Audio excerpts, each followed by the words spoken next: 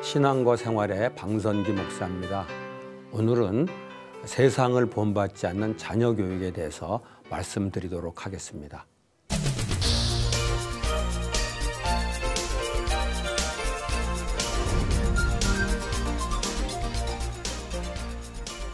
몇 년 전인가 한국에서 한 4년 정도 기자 생활을 하다가 본국으로 돌아가는 영국 기자가 쓴 글을 읽은 적이 있습니다. 그 글은 한국 생활하면서 한국에 대해서 느낀 점을 피력한 글인데 그 글 가운데 가장 인상이 남는 글이 하나 있었습니다. 그는 한국 사람들은 누구나 다 좋은 학교, 좋은 직업, 그리고 좋은 배우자를 얻어야 한다는 압력에 시달리고 있다라는 구절이었습니다. 아마도 많은 사람들이 공감하는 내용이 아닌가 생각합니다. 정말 우리 사회는 우리들에게, 각 사람들에게 이런 압력을 주고 있다고 생각합니다.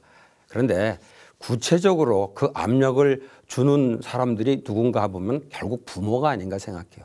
그 중에서도 엄마들이 아닌가 생각합니다. 그리고 이 압력이 가장 구체적으로 나타나는 영역이 자녀 교육의 영역이 아닌가 생각합니다.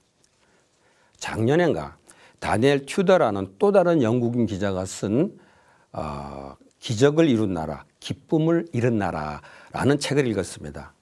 이 책에서 저자는 막강한 교육열과 경쟁으로 우리나라가 기적을 이루었지만 바로 그것 때문에 기쁨을 잃은 나라가 되었다고 합니다. 역시 실감나는 평가였습니다. 이 두 영국 기자가 똑같이 지적한 것이 바로 우리나라의 교육의 문제였습니다. 아마도 대부분의 한국 사람들이 이 사실을 부인하지 않으리라고 생각합니다. 언젠가 한번 외국에서 공부하는 아이들에게 외국 학교에 적응하기가 어렵지 않냐 하고 물어본 적이 있습니다. 그런데 그 아이가 별로 어렵지 않다고 대답을 하면서 오히려 나중에 한국에 돌아가서 공부할 생각을 하니까 그게 더 걱정이 된다고 얘기를 했습니다. 아마도 아이들이 자기 나라에 가서 교육받는 것을 걱정한 나라가 이 세상에 우리 한국밖에 없지 않을까, 그런 생각을 해봤습니다. 한국 사람으로서 좀 부끄럽다는 생각이 들었습니다. 저는 하나님 나라가 이 땅에 임해야 된다고 생각을 합니다. 그럴 때 우리나라에 하나님 나라가 제일 가장 먼저 임했으면 좋겠다고 하는 영역이 바로 교육의 영역입니다. 그런데 우리 교육에 하나님 나라가 임하게 하기 위해서는 믿는 사람들이 하나님 나라의 가치관을 가지고 자녀 교육에 임해야 한다고 생각합니다. 그런데 현실은 그렇지 못합니다. 자녀 교육에 관한 한 믿는 사람이나 믿지 않는 사람이나 비교해 보면 별로 다른 점이 없는 것 같아요. 첫째로 자녀 교육의 목표에 별 차이가 없는 것 같습니다. 대부분 부모에게 자녀 교육의 목표를 물어보면 그저 좋은 학교에 가는 것이라고 대답합니다. 한마디로 입시가 자녀 교육의 목표인 것이지요. 물론 하나님 믿는 사람들은 좋은 학교에 들어가서 하나님께 영광을 돌렸으면 좋겠다, 이런 말을 덧붙이긴 합니다. 이것이 다른 점일진 모르겠지만 오히려 이게 하나님을 섭섭해하는 말일 수도 있습니다. 옛날에 그런 적이 있었어요. 고등학교 3학년인데 3학년 때 교회를 꼬박꼬박 참석해서 나중에 학교에 떨어지는 것보다 1년 동안 교회 나오지 않고 공부 열심히 해서 좋은 학교 들어가는 것이 하나님께 더 영광을 돌리지 않겠느냐, 이렇게 말하는 얘기를 들은 적이 있습니다. 저는 그 얘기 듣고 하나님이 굉장히 섭섭할 뿐 아니라 화날이라고 생각합니다. 하나님은 우리 자녀들이 좋은 학교에 간다고 영광을 받게 되고 우리 자녀들이 좋은 학교를 못 가면은 오히려 부끄러워하는 그런 하나님이 아니시라는 거죠. 믿는 부모들이 하나님의 영광을 가끔 들먹이긴 하지만은 결국 자녀 교육의 목표는 세상과 똑같이 좋은 학교에 들어가는 것입니다.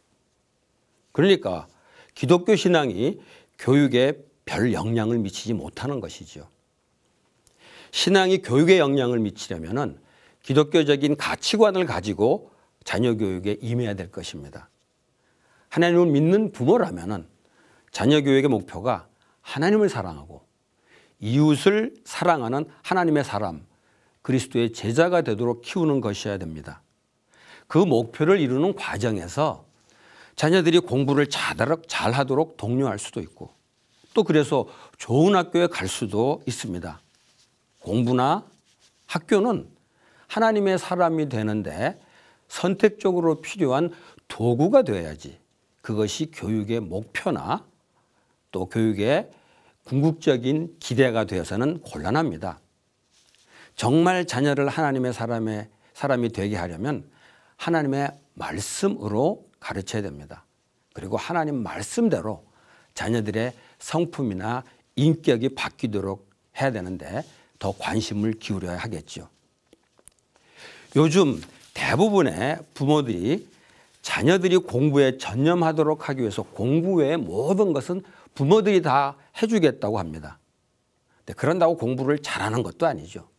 또 혹 공부를 잘하게 되더라도 인격적으로 결함이 있는 아이를 만들 수가 있습니다. 언젠가 그런 얘기를 들어서 자녀를 명문학교에 보낸 분이 비결을 가르쳐 주는데 엄마인 자기는 전적으로 기도만 하고 자식은 교회 가는 것까지도 포기하고 공부에 전념하도록 했다. 그랬더니 좋은 학교에 가게 되었다.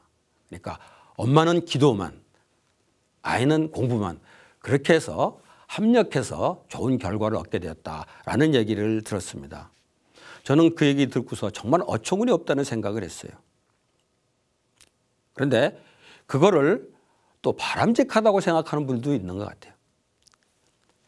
어쨌든 그래서 요즘 기독교 대안학교를 찾는 부모들이 있습니다. 다행한 일이라고 생각합니다.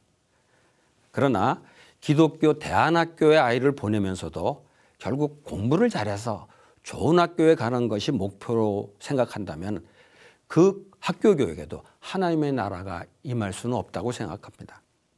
교과 과정에 성경이 들어가고 또 예배를 드린다고 진정한 기독교 교육이 이루어지는 것은 아닙니다. 자녀를 학교에 보내는 동기가 하나님의 뜻에 합당해야 될 것입니다. 부모들의 가치관이 변하지 않은 채 기독교 대안학교에 보낸다면 자칫 잘못하면은 기독교 대안학교는 가난한 사람이 갈 수 없는 기독교 귀족학교로 얼마든지 변질될 수가 있습니다. 저는 그렇게 되지 않도록 학교 측에서도 조심해야 되겠고 특별히 자녀들을 학교에 보내는 학부모들이 조심해야 된다고 생각합니다. 둘째로는 자녀 교육의 방법에 별 차이가 없는 것 같아요. 교육에 관한 한 우리 부모들의 최고의 관심사는 결국 자녀들의 학교 성적입니다. 그리고 자녀들이 성적을 올리도록 하기 위해서는 무슨 방법이라도 씁니다. 그래서 우리나라에 다른 나라에서는 상상할 수 없는 사교육이 성행하고 있는 것 같아요. 그것 때문에 가계가 어려울 정도라고 하죠. 교육비 지출이 너무 크기 때문에. 교육을 위해 생겨난 사교육 때문에 경제적인 문제를 만들게 된다는 거, 정말 안타까운 일입니다. 그런데 안타까운 것은 하나님을 믿는 사람도 이 사교 열풍에 휩쓸려 가고 있다는 거죠. 그러니까 주일에 학원을 위해서 교회 출석을 못하는 아이들이 얼마든지 있다는 겁니다. 저는 이런 얘기 듣고 깜짝 놀랐어요. 목사님이 자기 아들을 학원에 보내면서 그래도 목사님이니까 좀 양심에 찔렸는지 학원을 보내면서 아이한테 그랬대요. 그래도 학원 옆에 있는 교회에서 잠깐이라도 예배드리고 학원에 가라고. 내 귀를 의심할 정도였습니다.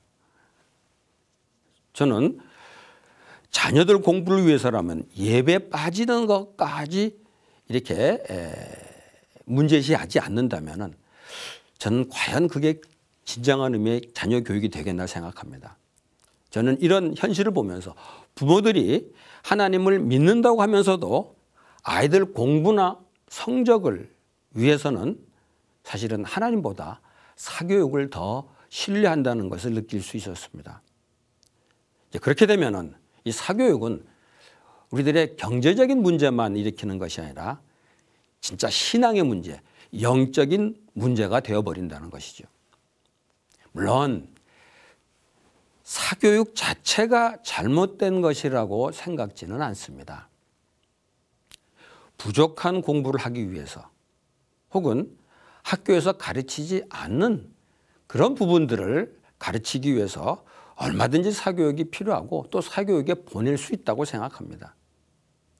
다만 사교육 때문에 하나님께 예배드리는 시간도 내지 못하고 그리고 궁극적으로 하나님보다 이 사교육을 더 신뢰한다면 그것은 거의 사교육을 우상화하는 그런 죄를 범하는 것이 아닌가 생각해요.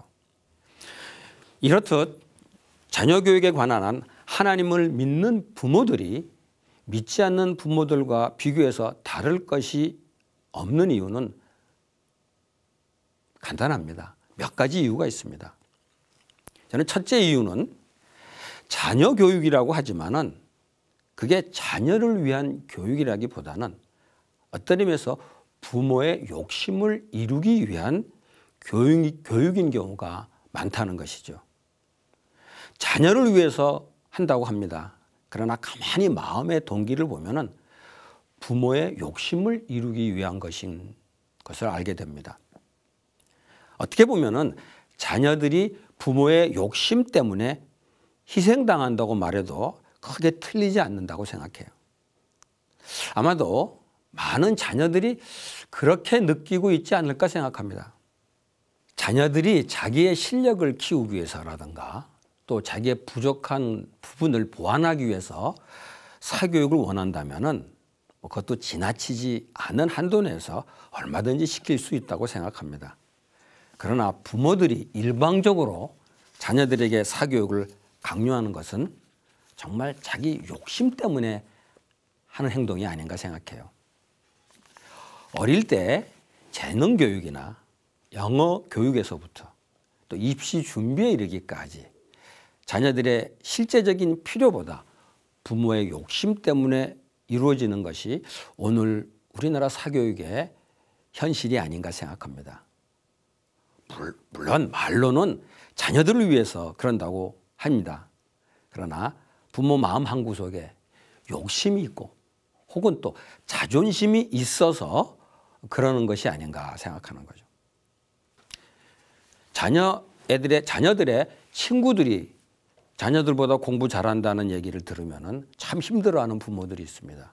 또 부모들이 자기 친구들 중에 자녀들이 공부를 잘하고 좋은 학교를 갔다는 소리 들으면 그것 때문에 굉장히 힘들어하는 부모들이 있습니다. 저는 그런 얘기 들었어요. 직장 동료들의 자녀들이 공부를 잘하고 또 좋은 학교 들어갔다는 얘기를 들으면 자기가 너무 힘들어서 그 직장을 그만두고 싶은 정도라는 얘기를 하는 얘기를 들었어요. 저는 그 얘기 들으면서 정말 부모들이 이 자녀의 공부는 이 부모, 특별히 어머니들의 그 욕심과 자존심에 굉장히 큰 부분을 차지한다는 것을 느낄 수 있었습니다. 그런데 하나님을 믿는 사람이라면 바로 이런 부적절한 욕심이나 쓸데없는 자존심 때문에 자녀들을 희생시켜서는 안 되겠다는 것이죠. 그거는 따지고 보면 자녀들의 자존심을 상하게 하는 것입니다. 그리고 하나님이 자녀들에게 주신 자존심을 상하게 하는 것이 될 수 있죠. 그래서 이런 말이 있어요. 자식을 자랑거리로 삼으려고 하지 말고 자녀들에게 자랑거리가 되는 부모가 좀 되도록 해라. 굉장히 멋있는 말이라고 생각합니다. 하나님을 믿는 부모들은 자녀들을 들볶아서 자기의 자랑거리로 삼으려고 하는 대신에 오히려 자녀들이 부모의 신앙 혹은 부모의 가치관을 보면서 자랑스럽게 생각하는 그런 부모가 되었으면 좋겠습니다. 둘째 이유는 자녀들에게 자꾸 교육을 강조하는 둘째 이유는 부모들이 불안하기 때문에 사교육 열풍에 끌린다는 겁니다. 우리나라 사교육비의 규모는 뭐 상상을 초월하는 액수입니다. 그러나 그렇게 엄청난 액수를 교육에 투자하지만 그것이 자녀들 교육에 꼭 필요한 것인지 잘 모르겠어요. 경우에 따라서는 이런 교육이 자녀들의 장래에 부정적인 영향을 미칠 수도 있습니다. 그런데도 무작정 사교육을 시키는 것 같아요. 제 친구 가운데 서울대학교에서 교수로 일하는 친구가 있는데 그 친구가 그런 얘기를 하더라고요. 요즘 아이들이 성적은 좋은 것 같은데 실력은 많이 떨어진다는 얘기를 합니다. 그리고 혼자 공부할 줄을 모른다는 얘기를 합니다. 심지어는 박사 과정에 있는 학생인데 논문을 어떻게 써야 될지 몰라가지고 자기한테 도움을 청하는데 정말 답답하다고 그런 얘기를 하는 얘기를 들었어요. 명색이 서울대학교에 다니는 학생인데도 말이죠. 결국 이것이 사교육으로 인해 생긴 부작용이 아닌가 생각합니다. 그럼에도 불구하고 교육에 엄청난 돈을 투자하는 이유는 그래야 안심이 되기 때문이죠. 그래서 저는 사교육비는 교육비라기보다는 부모 안심료라고 표현하는 게 좋지 않을까 생각합니다. 아마도 주님이 우리 부모들에게 마태복음 6장을 다시 말씀하신다면 먹고 마시는 문제로 걱정하는 것은 이방인들이 하는 것이다 라고 말하는 대신에 부모들에게 자녀들의 성적, 입시 등에 대해서 걱정하는 것은 이방인들이나 하는 것이다 라고 말씀하지 않을까 그런 생각을 해봅니다.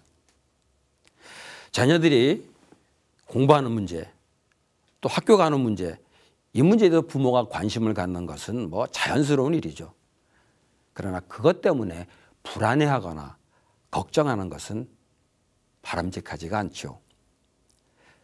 더구나 자기가 불안하지 않으려고 자녀들을 사교육 속으로 몰아넣고 경제적으로 힘들어하는 것은 결국 하나님을 믿는 사람의 모습이 아니라는 거죠. 하나님을 믿는 사람으로서 정말 어울리지 않는 모습이 아닌가 생각합니다. 또 이렇게 사교육에 끌려가는 세 번째 이유는 아마 이게 더 공감 가는 이유가 아닌가 생각해요. 주변에서 다 하니까 어쩔 수 없다는 것이죠.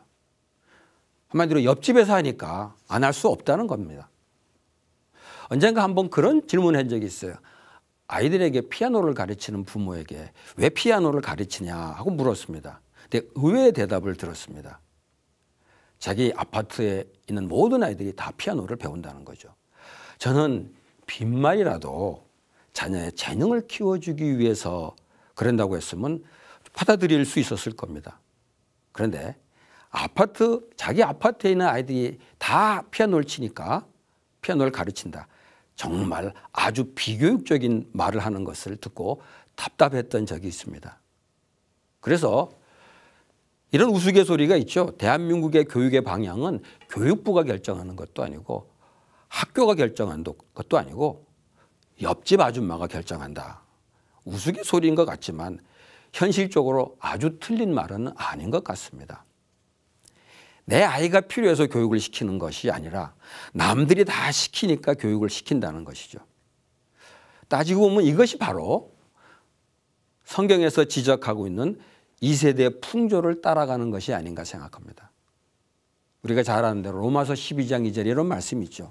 2세대를 본받지 말고 마음을 새롭게 함으로 변화를 받아서 하나님의 뜻을 분별하도록 하라고 했습니다. 저는 이 말씀대로 한다면은 옆집 사람이 하는 대로 하지 말고 하나님의 뜻을 따라서 자녀를 교육해야 된다는 겁니다. 저는 몇 년 전에 이런 얘기를 사람들한테 많이 했었어요. 우리가 이웃은 사랑해야 되죠. 그리스도인들이. 이웃은 사랑하십시오. 그러나 옆집은 좀 무시하십시오.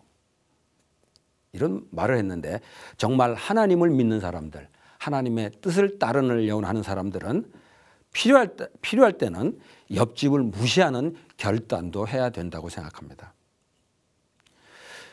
이렇게 세 가지 이유들이 다 하나님을 믿는 믿음과 배치되는 것인데도 다들 그렇게 합니다. 다시 말하지만 자녀들의 교육에 관한 하나님을 믿는 믿음은 살 자리가 없어 보입니다.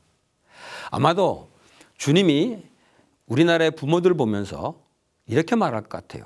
자녀 교육에 관한 한 나를 믿는다는 믿음이 어디에 있느냐, 이렇게 탄식하실 것 같습니다. 그렇다고 믿는 부모들은 학교 공부를 무시하거나 입시나 진학 문제에 관심을 갖지 말라는 것은 아닙니다.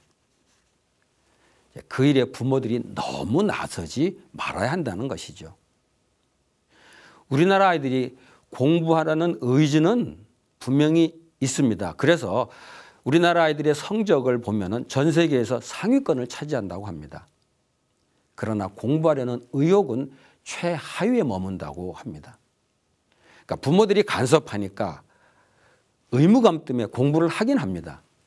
그러나 공부의 의미를 모르기 때문에 아무런 의욕도 갖지 못한다는 얘기죠. 그래서 자녀들에게 공부의 의무감을 강요하기보다는 왜 공부 안 하냐, 공부해라, 이거보다는 공부의 의미, 즉 하나님과 이웃을 잘 섬기기 위해서는 공부할 필요가 있다는 이런 것을 가르쳐주는 것이 좋지 않겠나 생각합니다. 또 자녀들 공부 때문에 너무 걱정하지 않아야 되죠. 주님이 의식주 문제를 걱정하는 사람에게 해주신 말씀이 있습니다.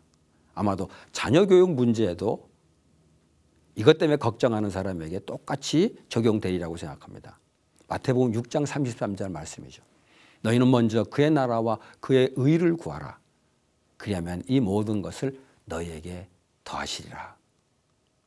이 말은 교회 생활을 잘하면 학교 성적은 자연적으로 오르고 좋은 학교에 가게 된다, 이런 말은 아닙니다. 이 말의 의미는 교육의 우선순위를 자녀들의 신앙 성장에 놓으면 교육에서 최선의 결과를 얻게 될 수 있다는 말입니다. 물론 좋은 성적을 얻을 수도 있고 좋은 학교에 갈 수도 있습니다. 때로는 좋은 학교에 못 갈 수도 있습니다. 그러나 나중에 돌이켜보면 하나님이 그 자녀들을 최선의 길로 인도하신 것을 깨닫게 될 것이라는 바로 그런 말이죠. 그게 부모들에게 필요한 믿음이 아닌가 생각해요. 여기서 좋은 학교에 갈 수 있고 또 못 갈 수도 있다는 얘기를 했는데 엄밀히 말하면 좋은 학교라는 말 자체가 좀 애매한 말입니다.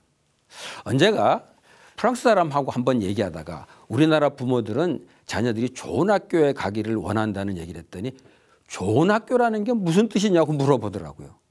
당황했습니다. 우리 사회에서 좋은 학교라 그러면은 모두가 가고 싶어하는 명문 학교를 말합니다. 안타깝게도 믿는 사람도 똑같이 그렇게 생각합니다. 그러나 하나님을 믿는 사람에게는 하나님이 자녀에게 주신 재능과 능력에 맞는 학교가 좋은 학교라는 얘기죠. 또 세상이 말하는 좋은 직업도 돈 많이 벌고 안정되고 사람들에게 인정받는 직업을 보통 의미합니다. 그러나 믿는 사람들에게는 하나님이 주신 재능과 능력, 적성에 맞는, 그리고 그걸 통해서 사람들을 잘 섬길 수 있는 그런 일이 좋은 직업이라는 말이죠. 지금 저는 하나님을 믿는 부모들은 좋은 학교, 좋은 직업의 정의를 믿음으로 교정할 필요가 있다고 생각합니다. 믿는 사람이 먼저 신앙을 우선순위에 놓고 좋은 학교, 좋은 직업을 믿음의 눈으로 정의한다면 누구나 다 좋은 학교 또 좋은 직업을 가질 수 있다고 생각합니다. 지금 자녀 교육에 관한 한 부모들의 관점은 세상과 너무 닮았습니다.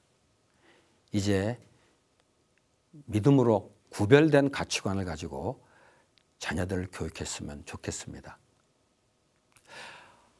오늘은 우리 자녀 교육에 관해서 우리 믿는 부모들이 가지고 있는 문제점을 조금 지적을 했는데 우리가 정말 믿음으로 자녀 교육을 새롭게 생각하고 정말 믿음으로 자녀를 키울 수 있게 되기를 바랍니다.